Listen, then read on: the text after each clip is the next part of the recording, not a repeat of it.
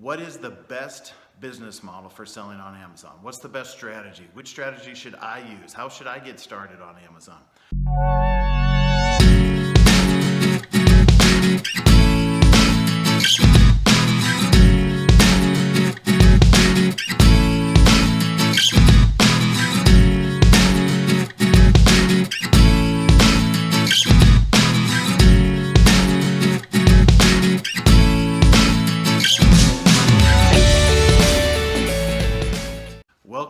Welcome, Amazon business owners and soon to be Amazon business owners.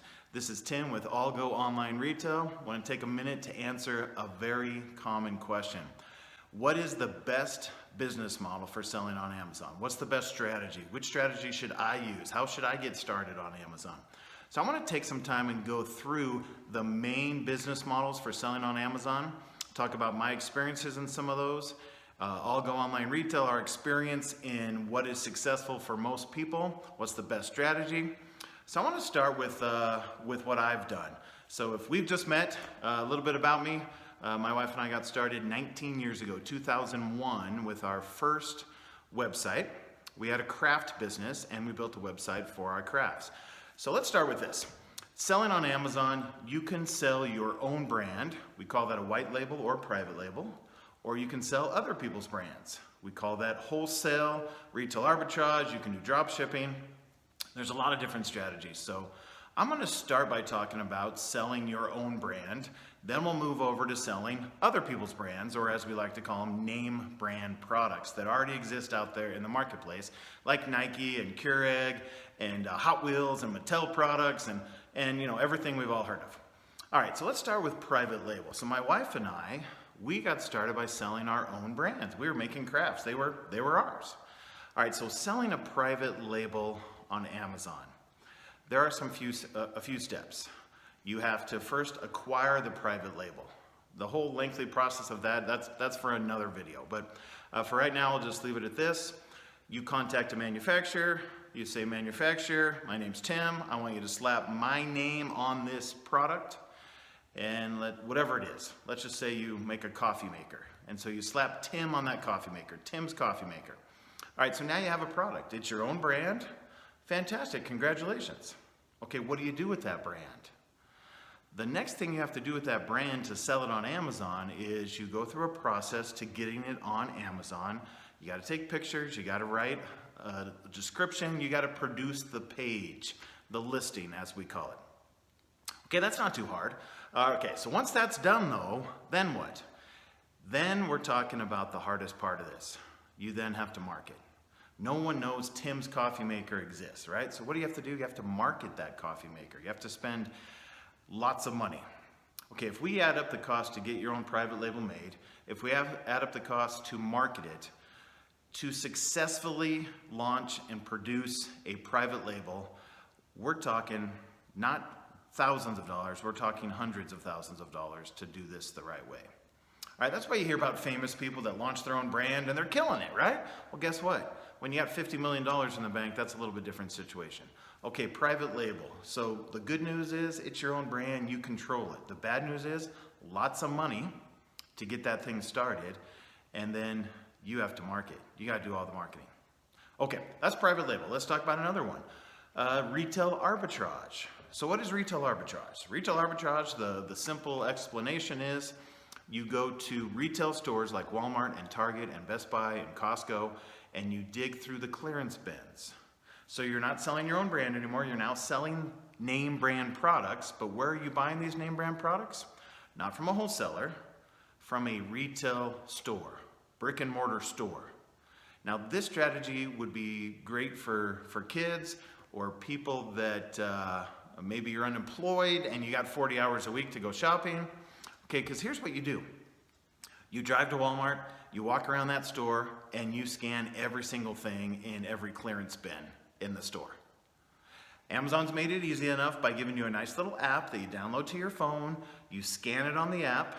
It's called the Amazon Seller app. You scan it on your app, and it tells you how much money you're going to make. So a general rule for retail arbitrage is you need to buy that product for a third of the price or less. The less it is, the better, right? but a third or less of what it's selling for on Amazon. So if it is a $40 product on Amazon and you can pick it up at Walmart for 10 bucks, well, that's 25%. You can make some money. You can make good money. But here's what's going to happen. As you walk through Walmart and you scan every clearance bin, you're going to find 5, 10, 15 items that would work, and you're going to take 3-4 hours of your life. So when you break it down to how much time you're spending finding the products compared to how much money you're making, because you might find a product in a clearance bin and there's only 3 of them, right? And then there's 3 of another one, and it takes, to get 100 products, it takes you 2 weeks. You get the idea. So retail arbitrage, lots of work. And I'm going to give you one other little warning about retail arbitrage. You're going to get some bad reviews. And here's why. Those products have been sitting in a clearance bin. They've been sitting in a Walmart or a Target or a Costco, and you don't know what's been happening to those products. So you're going to get some bad reviews because there might be something physically wrong with the product inside the box. You just didn't know that. Okay, that's retail arbitrage. Let's talk about another strategy. Dropshipping. Dropshipping, that's where you have a supplier of some sort that says, hey Tim, here's what I'm going to do for you. You don't have to touch the product. You don't even have to buy the product until you sell it. You sell it somewhere, and then when you sell it, you contact me and I'll ship it out and you make money. Now that sounds fantastic, right? That sounds good, too good to be true a little bit. And so that type of drop shipping, it works, but there are some inherent flaws with it that make it very difficult to do this on Amazon. By the way, back when my wife and I had craft business, that was something we would do. Someone else sells one of our crafts, we'll drop ship it, you get paid some of the money, wonderful, right? Great opportunity. Okay, here's some of the negatives. If we got a sale for one of our crafts and we were out of stock, well, the person selling it didn't know we were out of stock. And they promised someone, hey, you're gonna get this in a couple days. And they're not going to get it for a couple months. Okay, so if I have a supplier X that I'm selling products for, they go to Amazon, buyers do, they buy my product. I then notify my drop shipper, hey, I got an order, here's the order, ship it out. In a perfect world, the drop shipper ships it out that day, everyone's happy. But here's what can happen, and it happens quite frequently. Your supplier delays shipping for a couple days. Why? Because they're humans, they have employees. You're just 1 order, 2 orders, 3 orders. They put you to the side, whatever reason, your shipment is delayed, your buyer complains on Amazon about you, they maybe cancel their order because they didn't get it on time. Bad reviews. Here's what else could happen. Your drop shipper says, I'm out of stock. I'm not gonna get that for a week. Then you gotta reach back out to your buyer on Amazon, and you have to communicate through Amazon to do that. And Amazon will say to you, what do you mean you're out of stock for 2 weeks? You said you could deliver it by this day. Drop shipping is a very good way to get your account shut down, to get kicked off of Amazon. It's a much more difficult process than it seems when you first just talk about the steps. Seems easy and great. Okay, so what do we got so far? Private label, selling your own brand, drop shipping, having someone else ship it for you, and then arbitrage. Okay, let's come back to the 4th one, wholesaling. So what is wholesaling? Wholesaling is exactly what it sounds like. You find a supplier, you buy a name brand product from that supplier, they ship it to Amazon, Amazon stores your product in their warehouses, and then you sell your product on Amazon's platform. Okay, when you're selling a name brand product, who's doing the advertising? Amazon and the brand. If you're selling, I'll pick on Hot Wheels. If you're selling Hot Wheels, Mattel product, right? You're selling Hot Wheels, guess who's advertising that product? Mattel. They're running commercials, they're running ads in various places, Amazon's marketing that, and you get credit for the sale. Now, how that exactly works, how you get credit for the sale, how you win the sale, that's for another video. So go check out our YouTube page, look for videos about FBA and buy box, and you can check that out. By the way, if you haven't done so, subscribe to our page. At ALGO Online Retail, we've been doing this for years. My name's Tim. I'm one of our trainers. You'll see some other trainers on our channel. Subscribe to our channel and you can be notified when we have new videos that come out. All right, so let's talk about this. Which one of these is the best strategy? So out of all of these, here's what we've learned and here's what we focus on.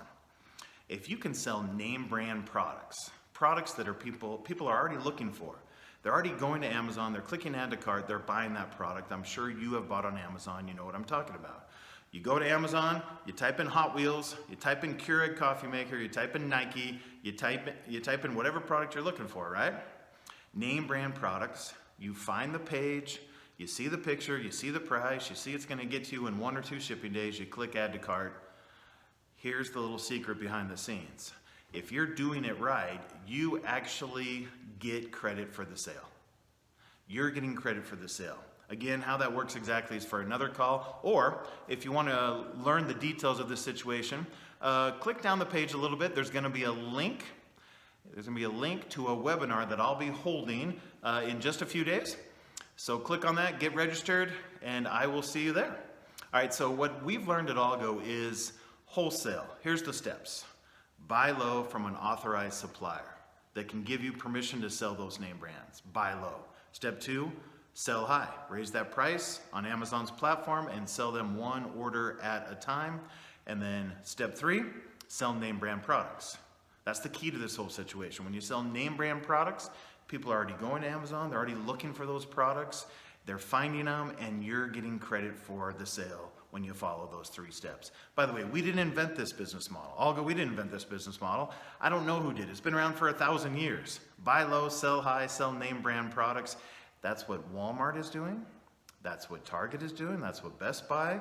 They sell name brand products. Sure, Walmart, Costco, they have their own brand now, but they didn't start with their own brand, right? They started with name brand products. So if you want to sell on Amazon and you want to do it a way that takes out so much of the riskiness, so much of the difficult, so much of the ways that take a lot of money, so many of the ways that can cause your account to get shut down really quickly, and Amazon, it'll be tough to get that open. We want to show you the right way to do that. So subscribe to our YouTube page and go watch some more videos. If you want to learn about FBA and buy box, lots of other videos, go check them out. And if you're going to the webinar, click register, and I will see you there. Thanks for spending time with me today. Have a great day. Bye.